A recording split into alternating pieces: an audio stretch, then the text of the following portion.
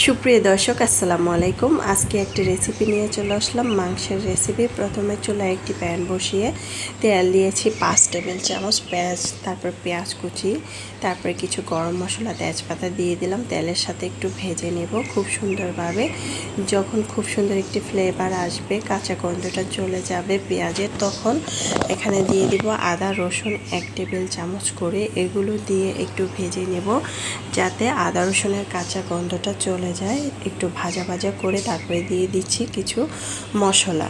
এখানে আমি গুঁড়া মশলা দিয়েছি, হলুদের গুঁড়া 1 চামচ, মরিচের গুঁড়া 1.5 চামচ, তারপরে ধনিয়ার গুঁড়া 1 চামচ, তারপরে হচ্ছে জিরার গুঁড়া 1.5 চামচ, কাঁচামরিচ প্রায় 7-8টার মতো দিয়েছি, গরম মশলার গুঁড়া দিয়ে দিলাম প্রায় 1/2 চামচের মতো। এখন একটু পরিমাণ পানি দিয়ে সুন্দরভাবে কষিয়ে নেব মশলাটা। আর এখানে পরিমাণ মতো লবণও দিয়েছি।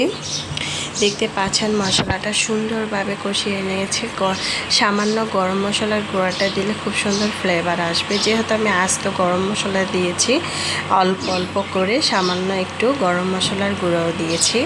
তারপর এখানে আমি 800 গ্রামের মতো মুরগির মাংস দিয়ে দিলাম। অনেক সময় অনেকে মুরগির মাংস রান্না করেন, কিন্তু কখনো এরকম সুন্দর কালারটা আসে না। নতুন রাঁধুনিরা তাই চাইলে কিন্তু ঝটপট এই রান্নাটা এভাবে ট্রাই করতে পারেন। এখন আমি এটা 5 মিনিটের মতো কষিয়েছি। আর তরকারি যত কষাবেন তরকারি খেতেও তত বেশি ভালো লাগবে। মুরগির মাংসটা অবশ্যই 5 মিনিটের মতো কষিয়ে নিলাম মশলার সাথে।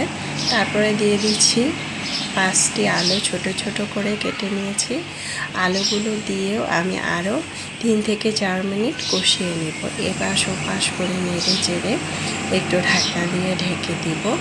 আর ফার্মের মুরগিটা ভালোভাবে কষিয়ে রান্না করলেই কিন্তু খেতে ভালো লাগবে।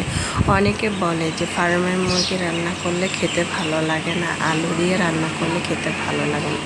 তবে আলু দিয়ে রান্না করলে কিন্তু অনেক ভালোভাবে কষাতে হবে। অনেকে কষান না ভালোভাবে, তাই তরকারিটাও খেতে কিন্তু ততটা ভালো লাগে না। প্রায় 2.5 কাপের মতো পানি দিয়েছি। পানি দিয়ে ঢাকনা দিয়ে ঢেকে রেখেছিলাম 2 মিনিট। চুলার আঁচ বাড়িয়ে দিয়েছি। আমি মাংসটা কষিয়েছি 10 মিনিট, আর ঝোল দিয়ে রান্না করব 5 মিনিট। তা আমার 15 মিনিট লাগবে এই রান্নাটা করতে। তারপরে দেখতে পাচ্ছেন ঝোলটা কিন্তু শুকিয়ে আসছে পর্যায়ে। গরম মশলার এখানে দিয়ে দিব ভাজা জিরার গুঁড়া উপর থেকে ছড়িয়ে চুলার আঁচ বাড়িয়ে দিয়ে 1 মিনিটের মতো রেখে তারপরে উঠিয়ে নিয়েছি।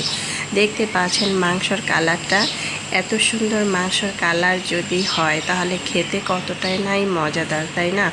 আজকে নতুন রাঁধুনিদের জন্য এই রেসিপিটা নিয়ে চলে আসলাম, সহজ রেসিপি। আশা করছি নতুন রাঁধুনিদের কাজে লাগবে। আর ভিডিওটি যদি আমার ভালো লাগে তাহলে আমার চ্যানেলটাকে সাবস্ক্রাইব করে লাইক দিয়ে পাশে থাকবেন।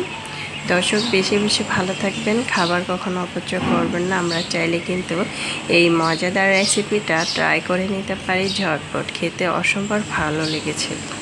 ধন্যবাদ জানিয়ে আজকের জন্য বিদায় নিচ্ছি। এখন আমি গরম গরম পরিবেশন করে নিব। আল্লাহ হাফেজ।